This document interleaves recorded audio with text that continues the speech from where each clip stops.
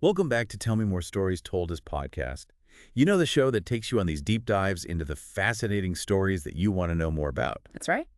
Today, we're turning our attention to Timothée Chalamet, Oh, yeah. an actor who's managed to really capture the attention of audiences and critics alike, even at such a young age. Yeah, he's really something special. So you've probably seen him in everything from a heartbreaking romance in Call Me By Your Name Oh, that one gets me every time. to a spacefaring adventure in Interstellar. Right. But I'm curious, what do you think is the driving force behind his career choices? What makes him tick? That's a great question. Luckily, we have our expert here to help us kind of unpack all of this and uncover the story behind Timothée Chalamet's rise to fame. Absolutely. I'm excited to dive in. So let's start at the beginning, his childhood. Where did it all begin? Well, Timothée Chalamet was born in 1995 and grew up in Manhattan Plaza, which is pretty unique. It was basically a federally subsidized housing complex specifically for artists. Wait, a building full of artists. Yeah, it was in Hell's Kitchen right here in New York City. That sounds like, I don't know, the perfect incubator for a budding performer. It really does, and it seems like that early exposure to the arts definitely had a lasting impact. I bet. I mean, his mother, for example, was a Broadway dancer. Oh, yeah. You know that? No way. So he was literally surrounded by creativity from day one. Exactly. But here's the thing. He's actually described his middle school years as miserable. He said that there wasn't enough room for creative expression. Wow, really? Yeah, it's almost as if that lackluster experience fueled his desire to find an outlet, a way to break free. I can see that. And that's where LaGuardia comes in, right? The famous performing arts high school. You got it. And his acceptance into LaGuardia is a story in itself. His drama teacher there was so impressed with his audition that he actually fought for Timothy's admission, even though he was initially rejected. Talk about a teacher who sees potential. That must have been a pivotal moment for him. Absolutely. It was at LaGuardia that he really started honing his craft. But there's another interesting layer to his acting ambitions. Heath Ledger. Oh, interesting. His performance in The Dark Knight was a major turning point for Timothée. It solidified his desire to pursue acting seriously. It's fascinating how these seemingly random events can shape someone's trajectory.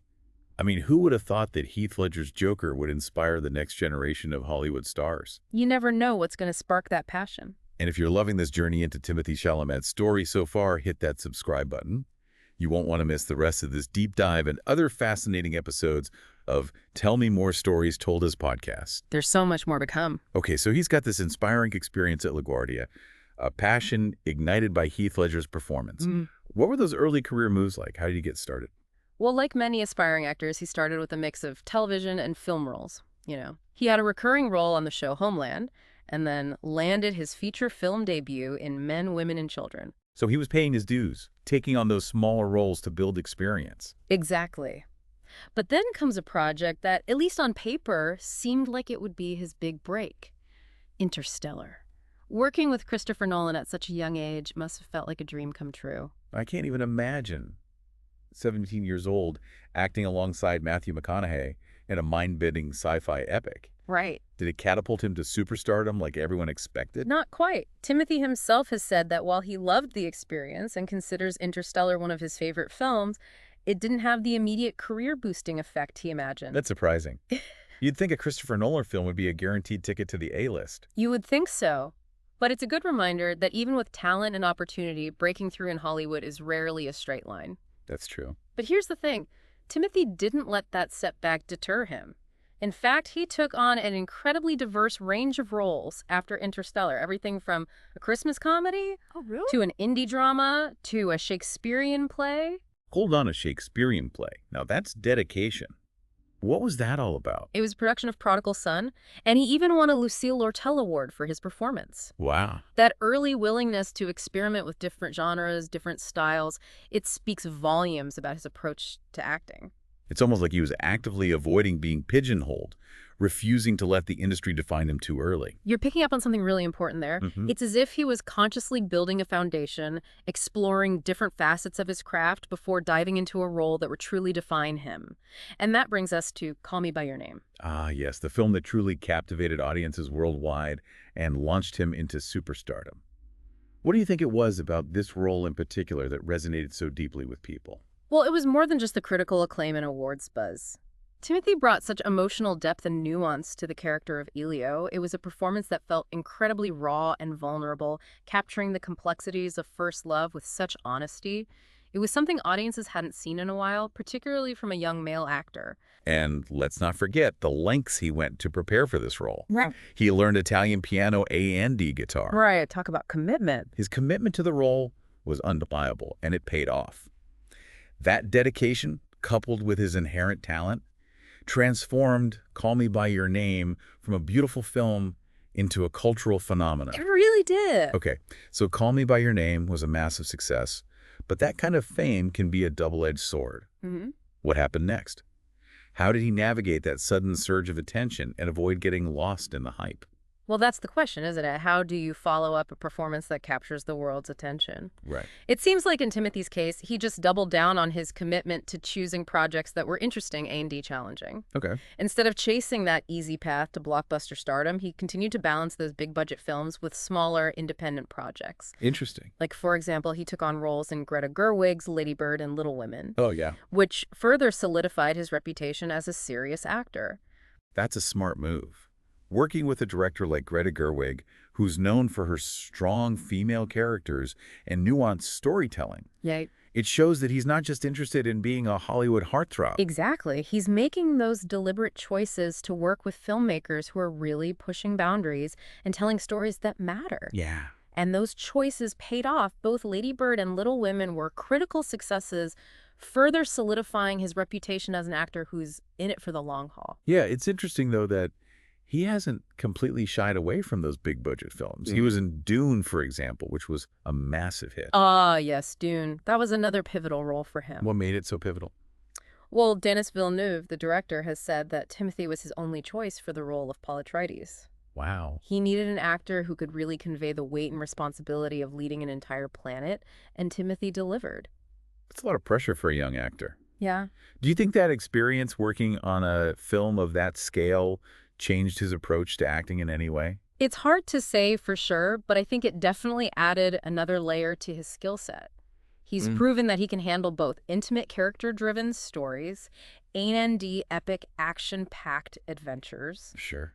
And let's not forget The King on Netflix, where he played Henry V. Another historical figure, another demanding role. Right, and he was fantastic in it. It's like he's drawn to these complex historical figures who are grappling with power and responsibility. There's a depth to his choices that goes beyond just wanting to be a movie star. Yeah, I'm seeing a pattern here.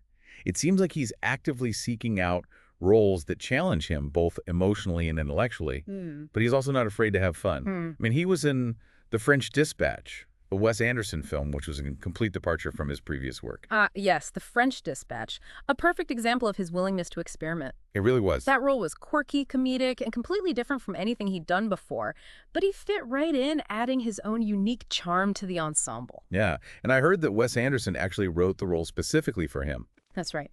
Which is a testament to the impression that Timothy has made on some of the most respected directors in the industry. They see his potential, his versatility, and they want to collaborate with him. That's amazing. It's like he's building a career that's both critically acclaimed and commercially successful, which is a rare feat in Hollywood.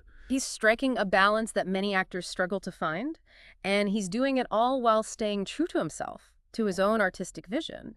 But it's not just about the big-name directors and the blockbuster films. Right. He's also taken on some smaller, more independent projects that have allowed him to explore even darker, more complex themes, like Beautiful Boy, for example, where he played a young man struggling with addiction. Oh, yeah, that was such a powerful performance. He Yeah. really went to some dark places emotionally in that film. He did, and it's a testament to his range as an actor. He's not afraid to be vulnerable, to show the cracks in his characters. Yeah. He's not just interested in playing the hero. He wants to explore the full spectrum of human experience. And then there's Bones and All, a film about cannibalistic drifters.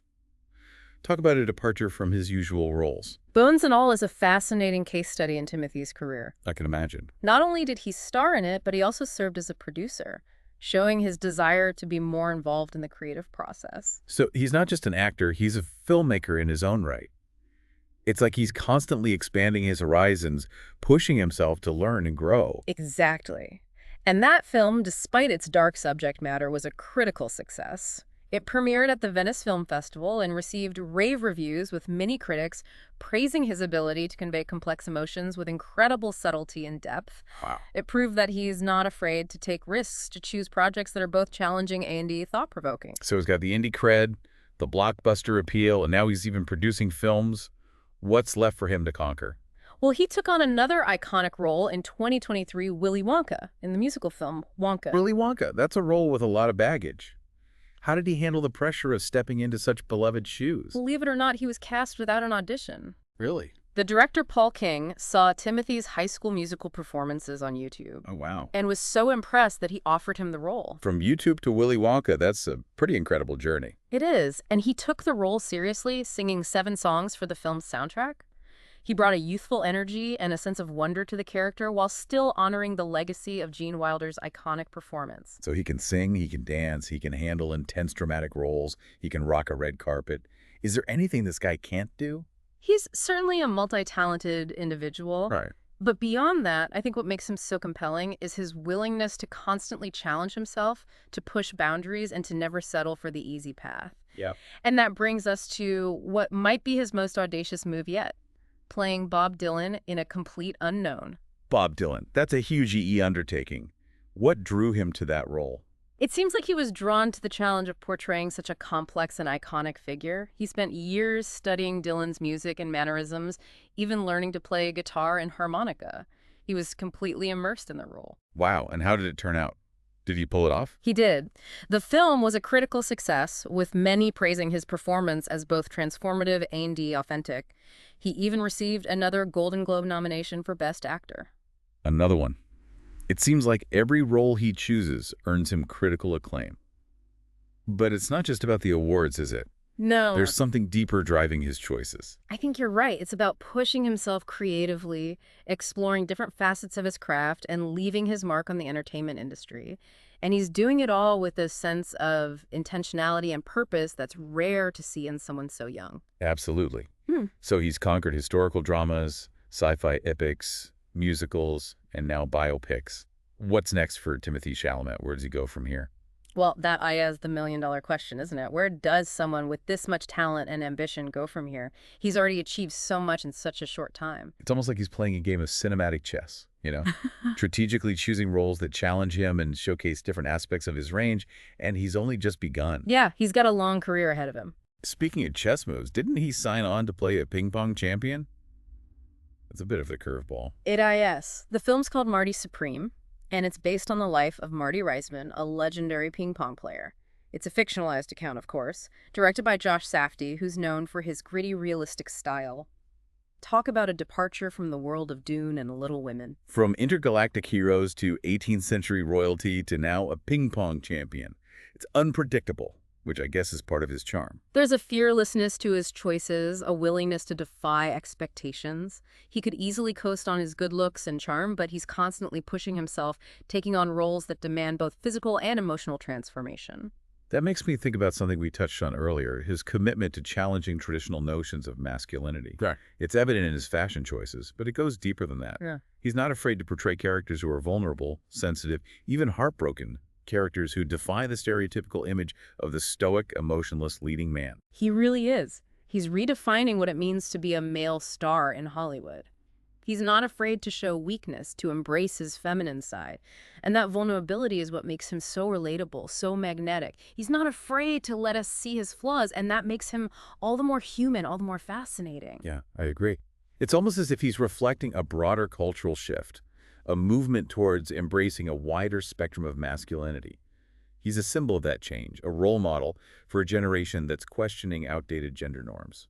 He's definitely tapping into something that resonates with audiences, especially younger audiences who are craving authenticity and vulnerability in their heroes. He's not just an actor, he's a cultural influencer, whether he intends to be or not. Well, whether it's intentional or not, he's using his platform to challenge the status quo, to start conversations, and to inspire a new generation of artists and thinkers. That's true. As we wrap up this deep dive into the world of Timothée Chalamet, I'm curious, what's the one thing you hope our listener takes away from this journey?